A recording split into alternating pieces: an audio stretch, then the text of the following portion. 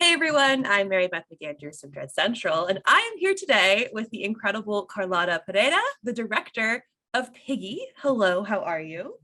Good. How are you? I'm Excited to be so here. I'm so good. I'm so excited to talk about Piggy because it really did get under my skin when I saw it earlier this year. And I wanted to know, I know this was a short film before it became a feature, and I wanted to hear more about where the idea first came from for Piggy. Well, I always wanted to tell a story about the things that really scared me, which is people, basically, and how people can be mean to each other. And I always wanted to talk about bullying, but I thought I was going to do it about homophobia. But it was when I was in this same pool where I shot the short, that I saw this little girl who was there on her own. It was just me and her in the heat of the summer when no one else was around. And I started wondering why she was there. And I thought maybe she doesn't want to be seen. And that day I just wrote the script the same evening. Yeah. Oh wow, the whole script for the short or for the whole For film? the short. Wow, that's incredible. And well, that pool sequence in the short and in the feature is absolutely horrendous and like so scary because it is people and it is kids, it is like teenagers being awful to other teenagers. And so what was that like kind of directing that scene and putting all of these characters through this very incredibly emotional moment? Yeah, well, we got together and we did rehearse a lot. And we tried to Okay. create an environment where everybody was able to talk and express how they were feeling. And from then on, we started doing some rehearsals that didn't rehearse the scene per se, so it wouldn't lose the freshness. But something in the area, so we could know how far we could go and where we feel safe. Because I wanted to be a traumatic experience for the audience, but not for the actresses. Yeah, we did rehearse a lot, but I must say that after we shot that scene, the actresses who played the mean girls, they all cried. Oh, they did. Yeah. Wow, that's wild. And so Laura Galan is our star in both the short and the feature. How did you find her? She's incredible. She is so good, and it feels like she's actually going through all of this, which is horrifying, but also incredibly a testament to her talent. She's amazing. It took me 2 years to find her because for the short, I didn't have a casting agency. So I went to every theater school, Oh, every theater play. I went to high schools. I even approached people on the street. I did a lot of castings. And then one day I went to this play, and this was this girl who was like 10 minutes on stage. And I thought she could be good. I mean, because she has something about the way she moved that you can really know that she had full control of her body. I love actors that act with their body, not just with their face. I love that. And I asked my producer, and he had seen her in something before, and she really hasn't worked that much, like just in a couple of plays. And I was a bit scared because she was a bit old for the role, and I didn't want to make a Grease with 14-year-olds playing teenagers, even though I like the movie, of course.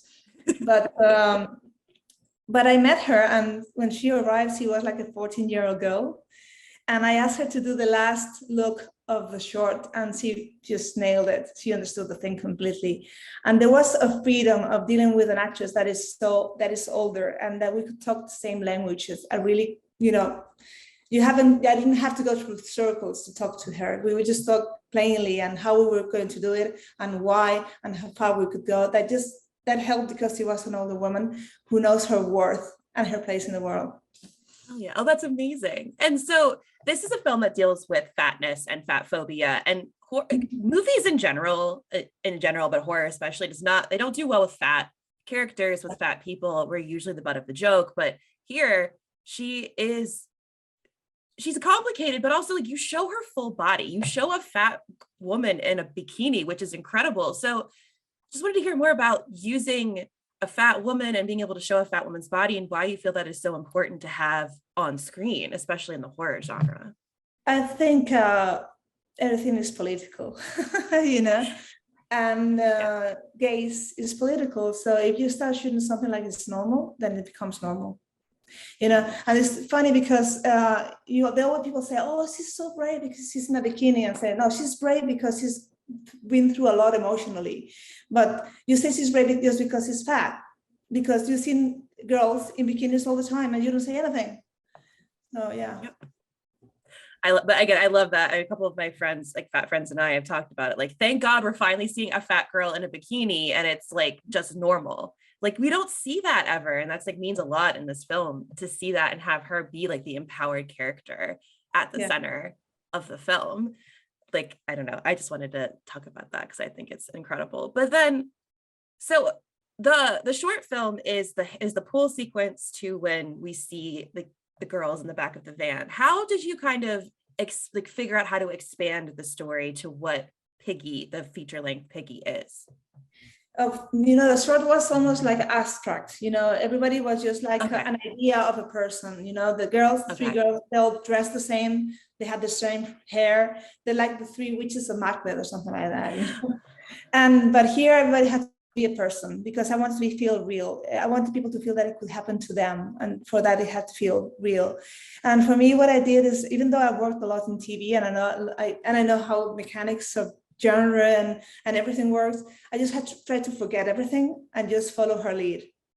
I just tried to be as honest as I could to her journey, even though I knew sometimes I would make choices that people would not feel comfortable with. And I said, no, I just have to be, truthful to her and who she is, and to really think what she would do. And that's what I did. That's amazing. And so, are you a horror fan? Like, were you a horror fan before you started making movies? Yeah. Okay. Yeah. So what were some of your favorite, like how old were you when you first started watching horror movies? Well, I was really young because I think I was, I don't know, 6, 5, because I stayed at, I lived in the same house where all my family live, all my cousins, and they're all like 8 years older than me. So every time they saw horror, I saw them with them. So I think I was 6 when I saw Night of the Living Dead and The Man with the X-ray in their eyes. Everything. So yes. Oh wow. I was wounded forever. You were just pushed into the deep end of horror, and now look where you are. But what are some of your favorites that have not just inspired Piggy, but inspired you as a filmmaker in general? Well, I think I have to go for Spanish horror. I'll say Who Can Kill a Child by Tito Ibanez Serrador, which is a masterpiece in plain sight.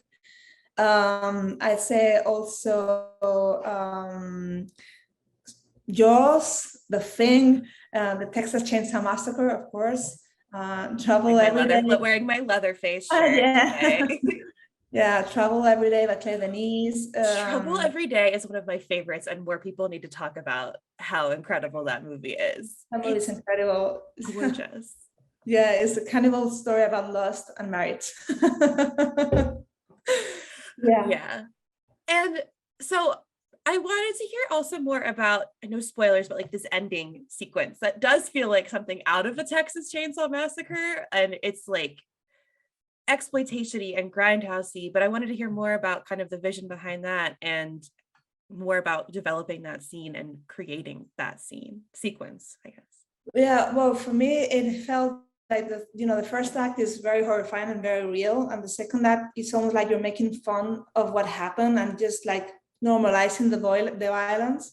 So the third act had to be, okay, this is going to be violence in your face, and this is a result of what's happened, and we have to go all in, basically. And I always storyboard everything. I'm a bit of a control freak, so it was all very storyboarded.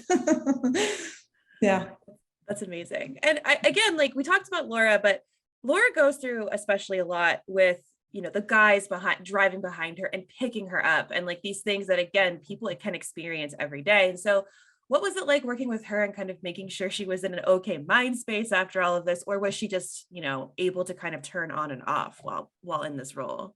Yeah, she was able to turn on and off. You have to see the making of. She's always laughing. We're always laughing. She has a fantastic time. She had really, really good time.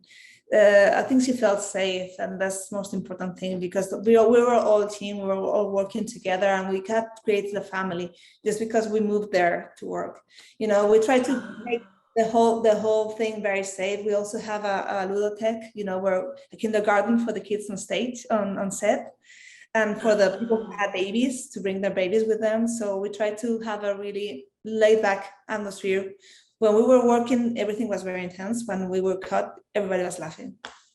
I feel like that's like every very intense horror movie I've ever seen. Everyone's like, oh, the set was great. Everyone was laughing. Everyone was Yeah. having a good time. Like, I love to hear that because it's like, I guess it's not as traumatizing as it is to watch the movie. Yeah.